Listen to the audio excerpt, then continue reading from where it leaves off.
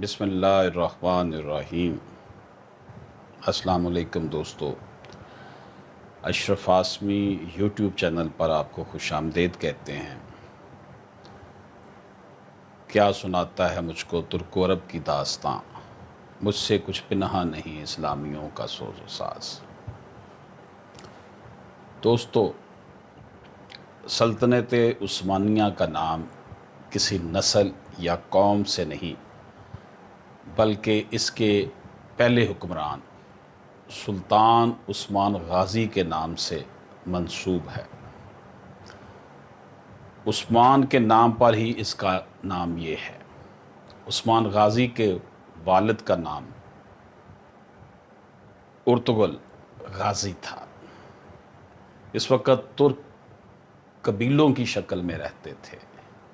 یہ تمام قبیلے خانہ بدوش تھے۔ جہاں سرسبز و شاداب علاقہ، آبادی یا پانی نظر آتا، وہیں یہ آباد ہو جاتے تھے۔ ان قبیلوں میں ایک قبیلے کا نام کائی قبیلہ تھا۔ کائی قبیلہ باقی قبیلوں سے کچھ بڑا اور طاقتور تھا۔ یہ جو کائی قبیلہ تھا، اس کی جو تھی سرداری، وہ ایک بہت بہادر شخص جس کا نام تاریخ سلمان شاہ کے نام سے جانتی ہے۔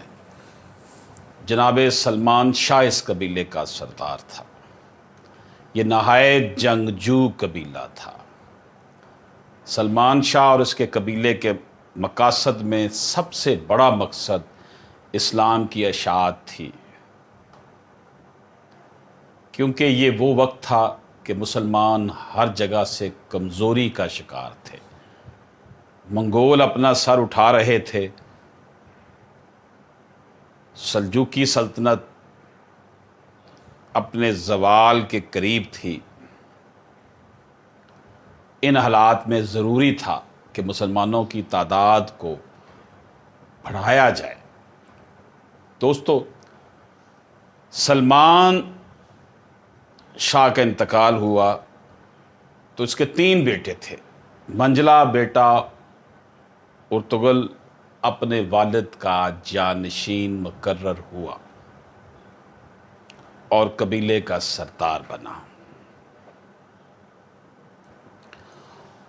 ارطغرل غازی بہادر، نڈر، جنگجو شخص تھا جو اپنے قبیلے کا دفاع کرنا خوب جانتا تھا، لیکن وقت وہ آ گیا تھا کہ منگول ہر طرف تباہی پھیلا رہے تھے۔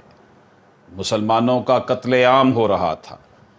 چنگیز خان کی فوجوں نے خوارزم شال سلطنت کو تباہ کر کے رکھ دیا تھا۔ مسلمان منگولوں کے آگے لگ کر بھاگ رہے تھے۔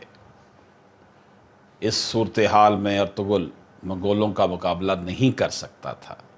وہ اپنے قبیلے کو لے کر سلجوقی سلطنت کی طرف رواں ہوا۔ اس کے ساتھ تقریباً 400 کے لگ بھگ خاندان تھے۔ دوستو، رستے میں اس نے دیکھا کہ 2 فوجیں آپس میں لڑ رہی ہیں۔ اس نے سوچا کہ کسی ایک کا ساتھ دینا چاہیے۔ اسے یہ نہیں معلوم تھا کہ وہ لشکر کس کس کے ہیں۔ کچھ سوچ کر اس نے جو فوج ہار رہی تھی اس کا ساتھ دیا اور اپنے ان تھوڑے سپاہیوں کے ساتھ مخالف فوج پر اچانک اور بہت تیز حملہ کروایا۔ وہ فوج ڈر گئی اور سمجھی کہ ان کو کہیں سے مدد مل گئی ہے، کمک آ گئی ہے، اور وہ فوج جیتتے جیتتے ہار گئی۔ بعد میں معلوم ہوا کہ جس فوج کا ساتھ دیا یہ سلجوقی سلطان علاء الدین کی فوج تھی۔ مخالف فوج کے بارے میں اختلاف پایا جاتا ہے۔ بعض کے نزدیک وہ بعض نیتنی عیسائی فوج تھی اور اکثر کے مطابق وہ تاتاری تھے۔ بہرحال سلطان ان کی بہادری سے بہت خوش ہوا اور ارطغرل کے قبیلے کو اپنی سلطنت میں انازول کے قریب سفاریہ کے علاقے میں ایک جاگیر عطا کی اور یہ قبیلہ وہیں آباد ہو گیا۔ سلطان نے ان کو یہ اجازت دی کہ سرحد کے ساتھ ساتھ علاقوں کو فتح کریں اور ان کو سلطنت میں شامل کریں۔ یہ علاقہ بازنطینی عیسائی سلطنت کے بالکل ساتھ جڑا ہوا تھا۔ ارطغرل نے کچھ ہی عرصے میں اپنی شجاعت و بہادری کا سکہ بٹھایا۔ ان فتوحات کا نتیجہ یہ ہوا کہ باقی بہت سے ترک قبائل بھی ارطغرل کے ساتھ مل گئے اور اسے اپنا سردار تسلیم کر لیا۔ ارطغرل سلطان علاء الدین کے نائب کے طور پر لڑتا رہا اور اس کی سلطنت میں دن بدن اضافہ ہوتا رہا۔ ارطغرل نے بازنطینی سلطنت کے ایک بڑے متحدہ لشکر کو شکست دی۔ مدتوں اس جاگیر کو حاصل کرنے کے لیے مسلسل جنگیں لڑتے رہے۔ 1281 عیسوی میں 90 برس کی عمر میں ارطغرل کا انتقال ہو گیا۔ ایک گریٹ انسان، وہ شخص جس نے سلطنت عثمانیہ کی بنیاد ڈالی تھی، وہ اس دنیا سے چل بسا۔ اس کے جانشین اس کا بیٹا عثمان غازی تھا۔ عثمان اپنے والد کی طرح پکا مسلمان، بہادر اور حوصلہ مند تھا۔ اس نے بھی فتوحات کا سلسلہ جاری رکھا۔ ادھر سلطان علاء الدین سلجوقی ایک جنگ میں شہید ہو گئے۔ اس کے بعد اس کا بیٹا غیاث الدین بھی تاتاریوں کے ہاتھوں مارا گیا۔ 1299 1299 عیسوی میں سلجوق سلطنت بالکل ختم ہو گئی۔ عثمان غازی نے اپنے تمام مفتوحہ علاقوں میں اپنی خود مختار حکومت کا اعلان کر دیا۔ یوں سلجوقی سلطنت سے علیحدہ عثمانی سلطنت قائم ہوئی۔ سلجوقوں کے لیے یہ بات تشویش کا باعث بنتی تھی، لیکن وہ اندرونی جھگڑوں کی وجہ سے مکمل زوال پذیر ہو چکے تھے۔ امیر عثمان غازی نے بہت سے شہروں اور قلعوں کو فتح کیا اور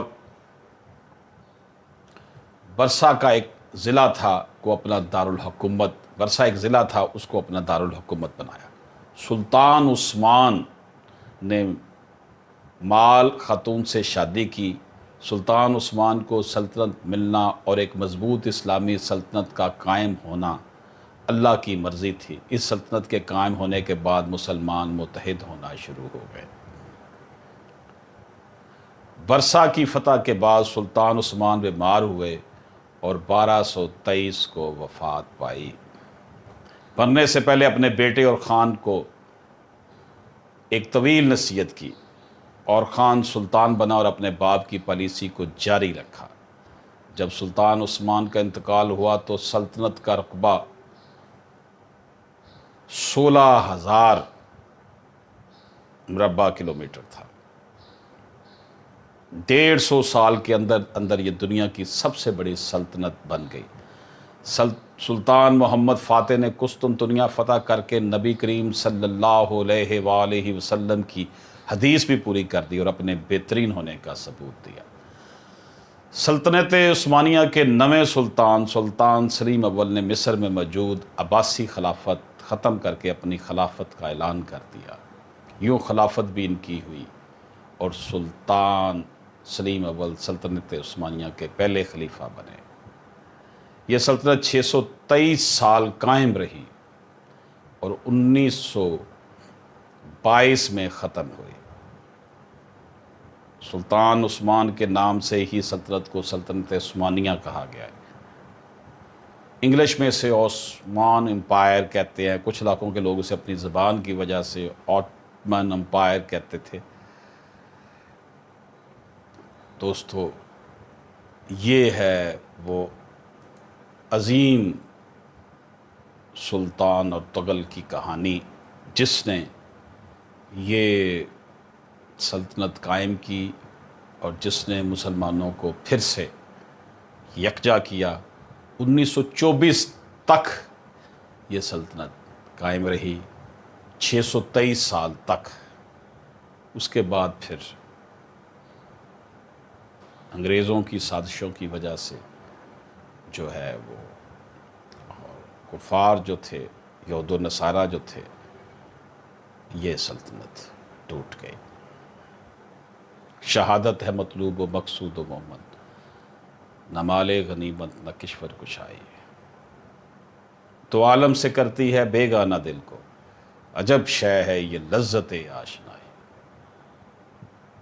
اے عرض پاک تیری حرمت پہ کٹ مرے ہم، اے خون تیری رگوں میں اب تک رواں ہمارا.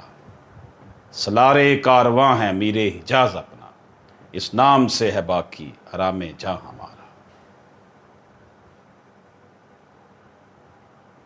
دوستو، سلطنت عثمانیہ کا خاتمہ ہونا، مسلمان اس کے بعد تتر بتر ہو گئے. گو کہ اب بھی 50 سے زائد ملک مسلمانوں کے ہیں، لیکن ان کی کوئی آواز نہیں. کشمیر میں دیکھ لیں ظلم مسلمانوں پر ہو رہا ہے، فلسطین میں مسلمانوں پر ظلم ہو رہا ہے، افغانستان میں خون کی ندیاں مسلمانوں کے خون سے بہا دی گئی، عراق، مصر، شام، کہاں کہاں مسلمانوں کو شہید نہیں کیا گیا. لیکن انشاءاللہ اللہ تعالی ہمیں کوئی ایسی قیادت میسر کرے تو پھر سے وہ وقت آئے گا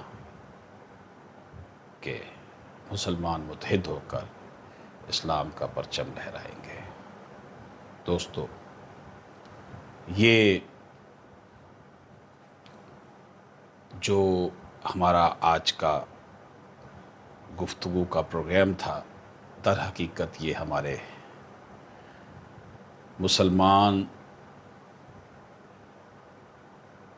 اور مسلمانوں کا جو ایک ایسا رویہ، جب تک مسلمانوں نے جہاد کو اپنا اوڑھنا بچھونا بنائے رکھا، دیکھیں کتنی بڑی سلطنت قائم کر لی. ایک چھوٹے سے گروہ نے ارطغرل خان نے اس کو شروع کیا اور کہاں پر لے گئے، اور جب مسلمان حکمران عیاشی میں پڑے تو ذلیل و خوار ہو گئے. اجازت دیجیے، اللہ حافظ.